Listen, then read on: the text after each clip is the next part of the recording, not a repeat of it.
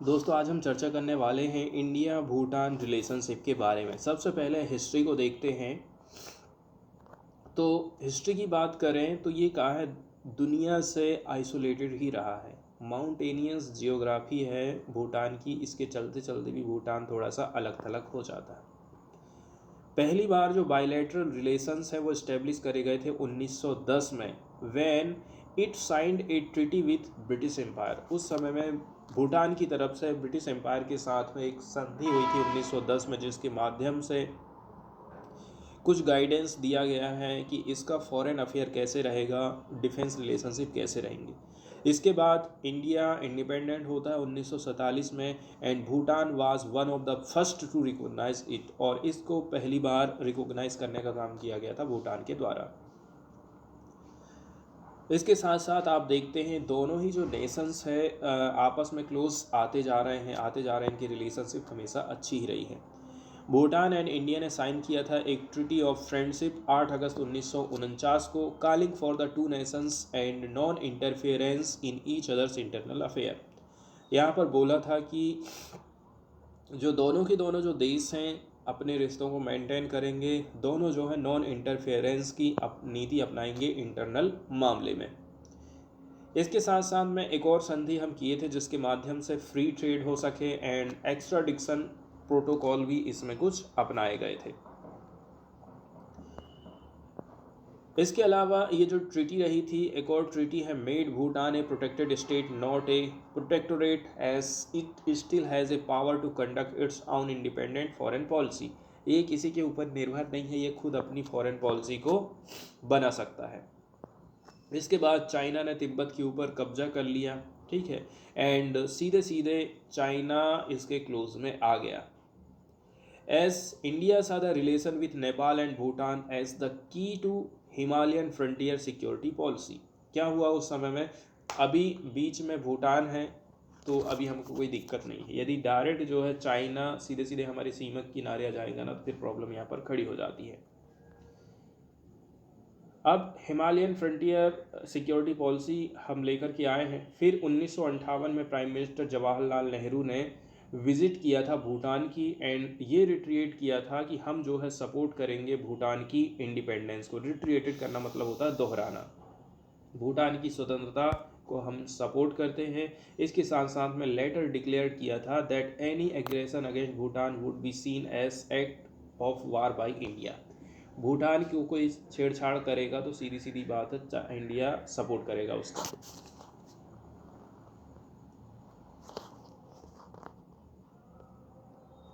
इसके बाद 1950 का जो दशक रहा था, यहाँ पर काफ़ी सिग्निफिकेंट इंक्रीज हमको देखने को मिला था इंडिया के economic, military and development aid के मामले में। यदि हम भूटान के साथ रिलेशनशिप की यदि हम बात करें, भूटान हमारी मदद से ही प्रोग्राम इसके जो मिलिट्री प्रोग्राम है उसको मॉडर्नाइज कर पाया था। इन सब के बावजूद हमारे जो गुड रिलेशन रहे थे, इंडिया एंड भूटान ने कंप्लीट किया था डिमार्केशन की बातचीत 1973 एंड 1984 के बीच में।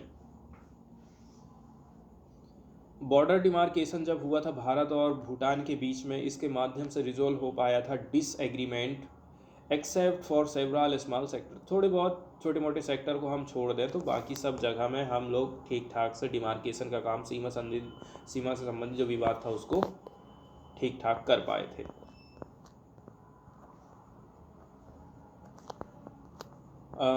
इसमें इंक्लूडिंग है middle zone between Sarpang and गेइलंग फुग and the eastern frontier with the Indian state of Arunachal Pradesh. कुछ कुछ जगह हैं जहाँ पर हमारी अच्छे से कहना चाहिए बातचीत नहीं हो पाई थी, वो इन जगह के नाम यहाँ पर आप देख सकते हैं।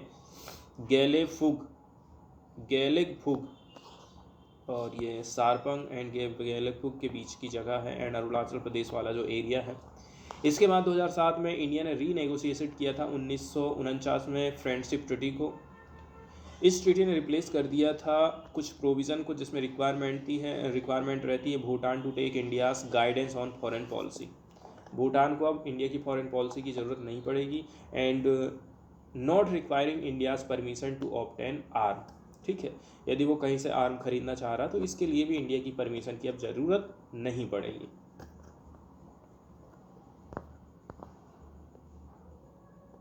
इसके बाद प्रधानमंत्री नरेंद्र मोदी की रिजीम की बात करें तो यहाँ पर देखते हैं रिलेशनशिप जो है और भी थोड़ा बेहतर होता है। प्रधानमंत्री की तरफ से इनॉग्रेशन किया गया था सुप्रीम कोर्ट के कॉम्प्लेक्स का भूटान में। And also promised help to Bhutan on the IT and digital sector. Bharat IT sector में, डिजिटल सेक्टर में भूटान की मदद करेगा।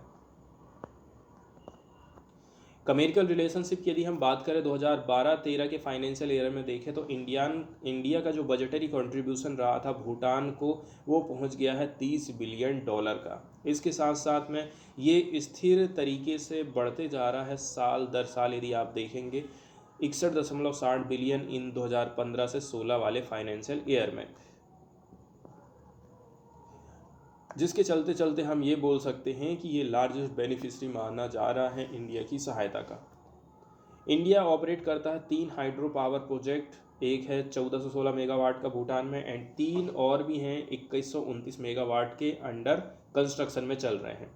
वहीं यदि हम बात करें the third prime minister of Bhutan Lotay Tshering secured an aid package about $635 million for the 5th 5-year plan in his first oversea visit to India.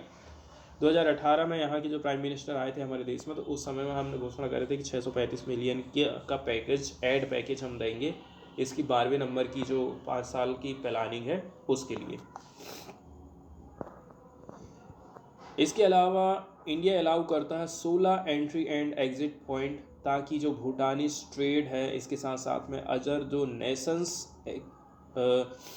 And other nations except for China and made on agreement with Bhutan to develop and import a minimum of 10,000 megawatt of electricity by 2021। इसके बाद यदि हम military relationship की बात करें तो देखिए ए 2000 strong Indian military training team IMTRAT एक परमानेंटली बेस्ड है वेस्टर्न भूटान में। Other unit of Indian army की बात करें तो ये क्लोजली कोऑपरेट कर रही है रॉयल भूटान आर्मी के साथ में। यदि एंटी इंसर्जेंसी होती, कहीं भी काउंटर टेररिज्म से लड़ाई लड़ना है तो भारत इसके लिए साथ देता है। अब चूंकि रॉयल भूटानीस आर्मी के पास में जो है नेवी नहीं है, क्योंकि ये लैंडलॉक कंट्री माना जाता है and neither does it have an air force, इसके पास में एयरफोर्स भी नहीं है and it's air protection is provided by the eastern air command of Indian air force. इसलिए सहायता कौन दे रहा है? इंडिया दे रहा है।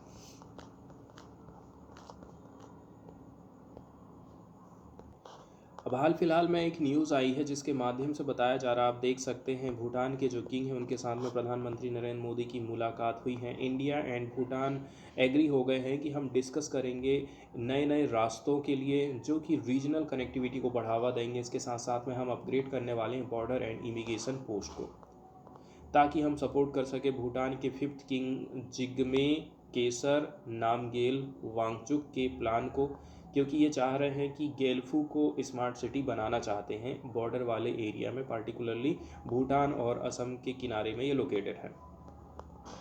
इसके साथ साथ में यहाँ पर किसी प्रकार का मेंशन नहीं किया जाता है was made of India's over hanging concern over Bhutan's border delimitation agreement process with China. लेकिन यहाँ पर चाइना और भूटान के बीच में अभी हाल फिलहाल में सीमा से रिलेटेड जो विवाद चल रहा है उसको सॉल्व करने की बातचीत करी जाती है, तो इसका मेंशन नहीं किया गया है।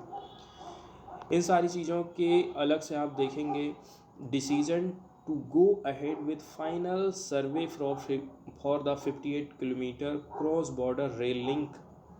58 किलोमीटर की जो क्रॉस बॉर्डर रेल लिंक है इसमें भी क्या किया जाएगा? फाइनल सर्वे किया जाएगा। और ये रेल लिंक है कोकराझार असम से लेकर के, ठीक है, असम से लेकर के गेल्फी के बीच में ये चलती है। इसका निर्माण किया गया था इंडिया के द्वारा। इसके अलावा दोनों ही देश एग्री हो गए हैं कि एक्सप्लोर करेंगे सेकंड रेल लिंक जो कि 18 किलोमीटर की रहेगी एंड ये रहेगी समस्ती से लेकर के, समस्ती भूटान में है एंड बानहाट है वेस्ट बंगाल में, टी गार्डन, ये दोनों को कनेक्ट करने का काम करेगा। इसके साथ साथ में इंडिया इस बात को भी अलाउ करता है कि जो भूटानीज ट्रेड आइटम है to be carried further on from Haldibari in West Bengal to Chilahati in Bangladesh. India इस बात पर भी अलाउ कर गया है कि जो भूटानीज का ट्रेड आइटम है ये कहाँ से कहाँ पर मूव करेगा? वेस्ट बंगाल से बांग्लादेश मूव करेगा। इसके लिए भी ये लोग अलाउ कर गए हैं। रेल लिंक कनेक्टिविटी की बात करी जा रही है, जिसके माध्यम से फ्यूचर जो एयर कनेक्टिविटी है इंडियन के लिए, इसको भी बढ़ाया जाएगा। एंड भूटान प्लान करना चाह रहा है कि हम जो है एक इंटरनेशनल एयरपोर्ट बनाना चाहते हैं गेल्फू में, और ये लार्जर सरपांग डिस्ट्रिक्ट के स्पेशल इकोनॉमिक जोन के अंतर्गत आ जाता है।